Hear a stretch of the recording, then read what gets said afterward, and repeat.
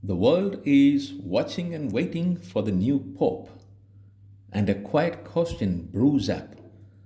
Will the next Pope be a liberal reformer like Franciscus or a conservative guardian? One cardinal even warns if an Orthodox Pope is not chosen next, the Church could divide in two. Hello everyone, welcome back to this channel. This is Anthony Puducherry with Differently Said, Deeply Meant. As the Catholic Church stands at a historic crossroads, tensions are rising over the legacy of Pope Francis and the future direction of his successor.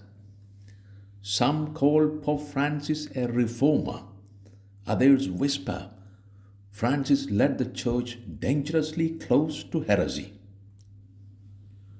Just days before the conclave to elect the next Pope, Cardinal Gerhard Müller, a powerful voice from Germany, made headlines.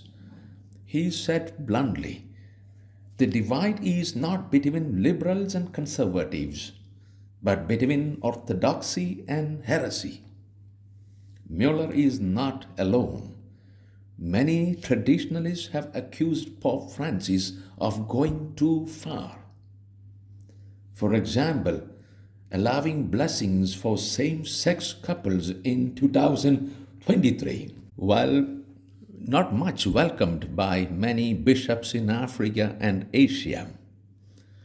Then prioritizing migrants, the poor, and environmental justice that was seen by critics as a political distraction. Then Pope Francis deal with China in 2018 on bishops' appointments. Cardinal Müller compared that deal to Vatican's appeasement of Nazis during 1930s. But do you remember what Franciscus said? God is not afraid of new things. What are these new things? They are not changes in faith, no. They are changes in approach. Francis believes the church doesn't need new dogmas. It needs new ways to bring people to God. Less walls, more bridges. I want to share with you 7 bold things Franciscus did in his lifetime. Things no pope before him dared to do in quite the same way. First, a new style of leadership. From the very beginning, Pope Francis chose a different way.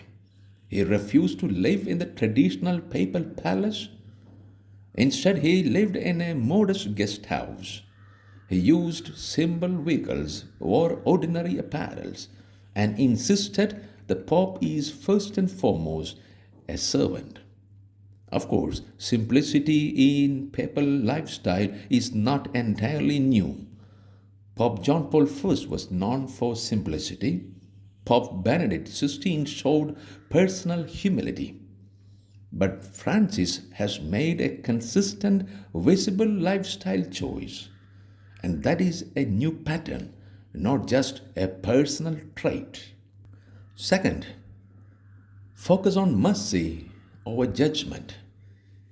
He declared 2015 the year of mercy, sending priests out to forgive even the most difficult sins. Mercy became the soul of the Church's identity and the core of Franciscus' papacy. He invited all to experience God's forgiveness. He has made it easier to confess certain sins like abortion without complex bureaucratic barriers. Instead of starting with rules, he starts with compassion, mercy, and inclusion. Third, synodality, a listening church. He launched the historic Synod on Synodality in 2021. And this one is big. First time the church has had a global consultative process with lay people, women, and even non believers, sharing alongside the Pope, cardinals, bishops, and the priest. Never before had the Church listened so widely. Pope Francis' intent was making the Church more participatory. This synodality is historic. It asks the question how we can be a church that listens. Fourth, care for creation. Franciscus became the first pope to make the climate crisis a spiritual concern. In Laudato Si, he taught that caring for the earth is a moral and theological duty. He connected climate care with human dignity, saying, "The cry of the earth and the cry of the poor are one." In 2015, he released Laudato Si, an encyclical on the environment, the first major papal document focused on ecological justice and climate change. Fifth, embrace of the margins. Francis washed the feet of prisoners, including atheists. He visited refugee camps, slums, war zones, indigenous peoples, saying the church belongs at the periphery, the margins, not the palace. Have a careful look at Franciscus' itinerary. You will know how he has prioritized poorer and conflict affected countries.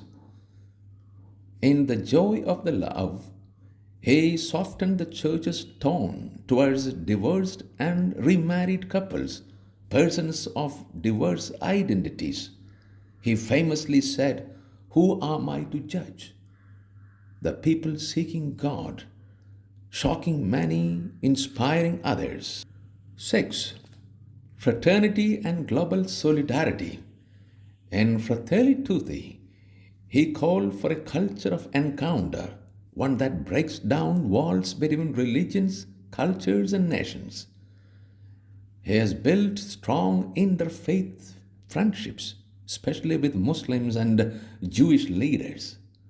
Pope John Paul II led interfaith gatherings in Assisi 1986, and Francis has institutionalized it further, signing the document on human fraternity with the Grand Imam Sheikh Ahmad Al Tayeb at the ceremony in Abu Dhabi. Something never done before. Seventh, Vatican's structural reforms and women's roles.